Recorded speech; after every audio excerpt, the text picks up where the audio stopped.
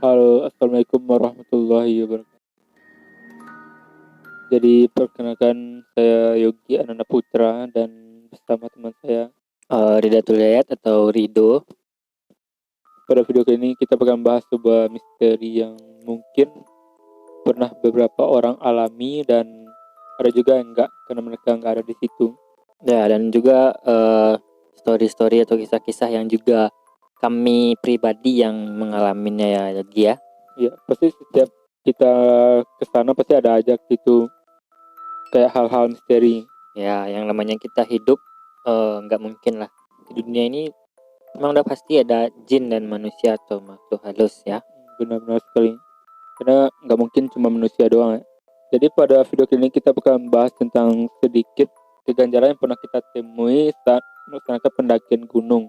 Ya, dan juga kami akan juga menceritakan pengalaman atau cerita-cerita yang pernah kami alami semenjak kami dari kecil. Nah, yang pertama kali kita akan membahas tentang pendakian gunung. Nah, nanti bagaimana pendapat teman-teman semua. Ini sebagai cerita aja ya. Kalau teman-teman juga ada yang mengalami, boleh dicoret-coret di komentar channel ini. Mana Yogi? Ya diceritain aja di kolom komentar gimana sih cerita kalian, hal horor apa yang pernah kalian alami selama hidup. Betul. Nah, sebelum kita mulai dan sebelum kita cerita, ada baiknya dulu channel ini di subscribe atau di like, biar channel ini semakin terus berkembang. Betul kan? Betul. Ya benar sekali. Jadi jangan cuma nonton doang ya. Kalau kalian tertarik dengan ceritanya, tolong di subscribe gitu. Nah, ya. Nah, kali ini kita saya pribadi saya mau bertanya ya kepada Yogi pengalaman yang pribadinya yang mungkin orang lain nggak mengalami. Boleh diceritakan ya pengalaman saat mendaki gunung atau bereksplorasi alam. Jadi ya saya akan ceritain sedikit cerita mungkin horor juga nggak terlalu horor gitu ya.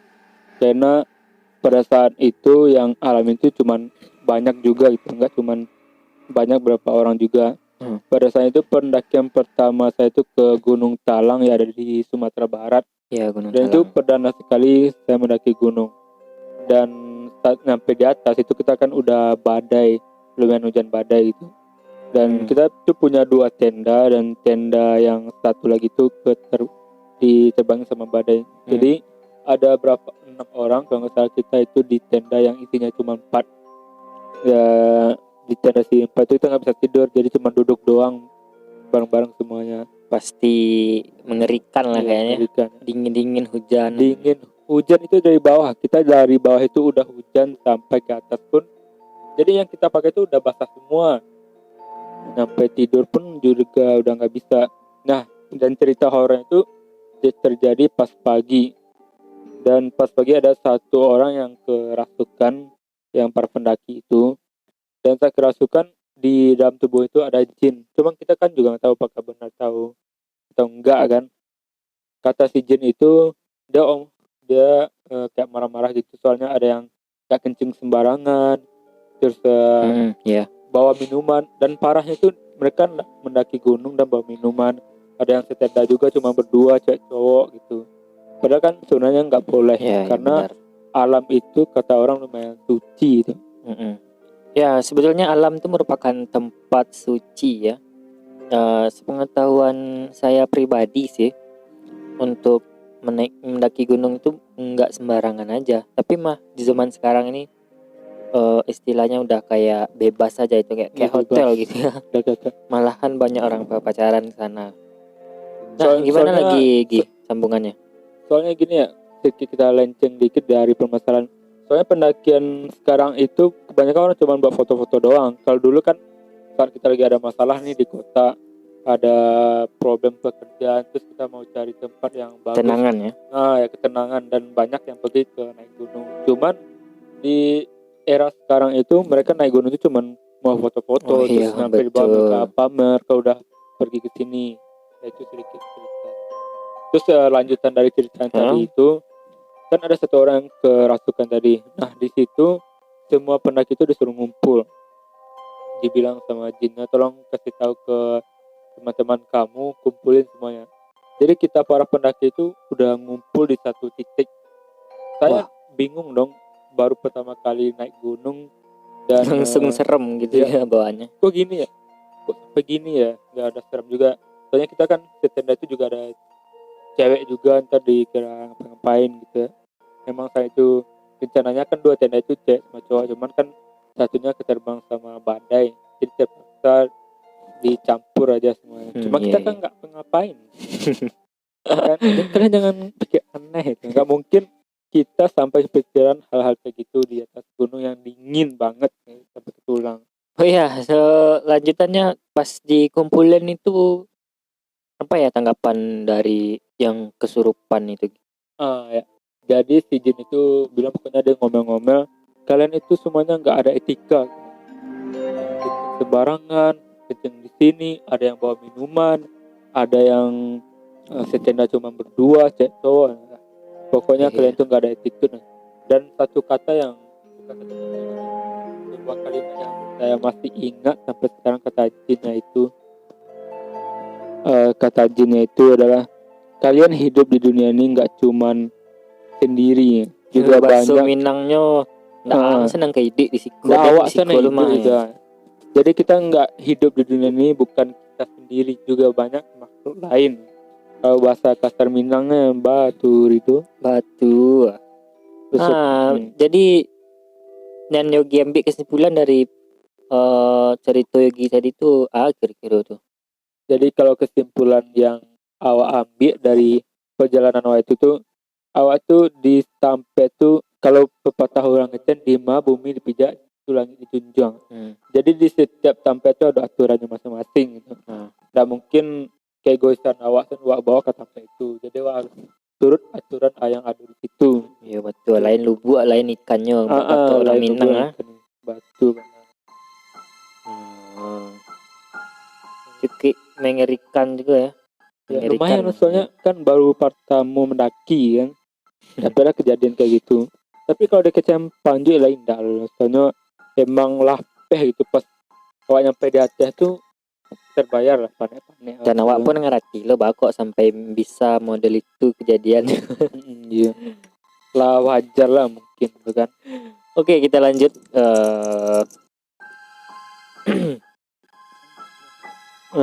Kini mungkin tadi kan alah dari dia pas Minang masalah gini ya.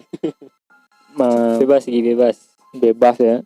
Tadi kan saya udah cerita dari pengalaman pribadi dari saya sendiri, Yogi.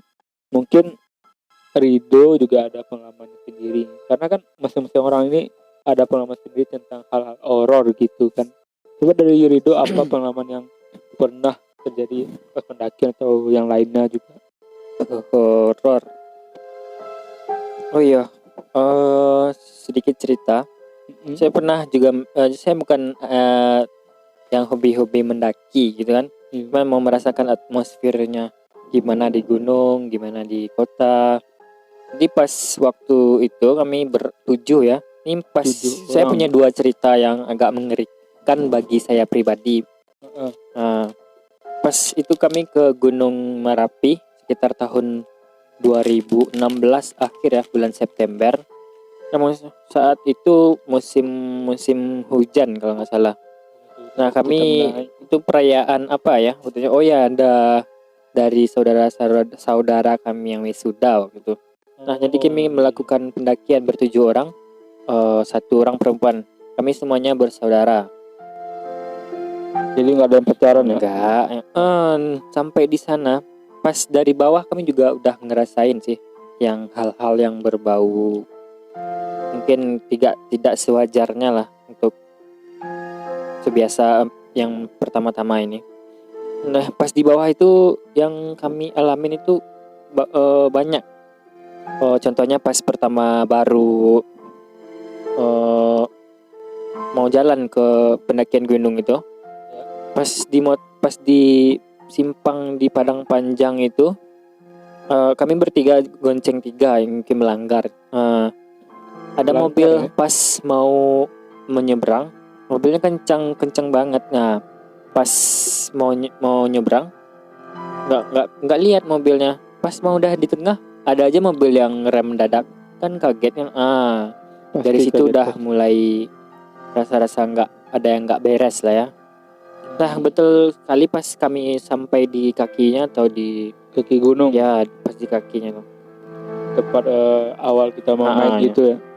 Pas di awalnya itu saya memang merasakan hal-hal yang nggak aneh ya. Pas dari bawah cuacanya sangat cerah. Nah, sampai di sana itu sangat berabu-abu gitu, gak kayak kelabu. Sampai di atas memang nggak ada orang pas kami selama pendakian gitu. Nggak ada apa-apa sih, nggak ada orang yang berselisih mau turun, orang yang mau sama naik. Gak ada. Emang nggak ada ya, emang kami Waduh. bertujuh aja. Pas sampai di atas, pas kami sampai di atas ada orang cowok-cowok berturun, 2 orang baru turun juga kayaknya. Kami baru sampai jam 10. Ya. Jam 10. Kira-kira jam 6 sore lah. Sampai di sana emang nggak ada orang lagi. Kami buat tenda di lereng Gunung Merapi itu. Gunung Merapi ya.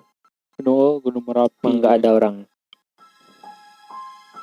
Nah, besok paginya kami berencana mau ke atas, mau naik ke topnya. Nah, di atas inilah banyak hal-hal yang mungkin kami tersesat di atas itu selama 2 jam dan nggak tahu lagi mau kemana.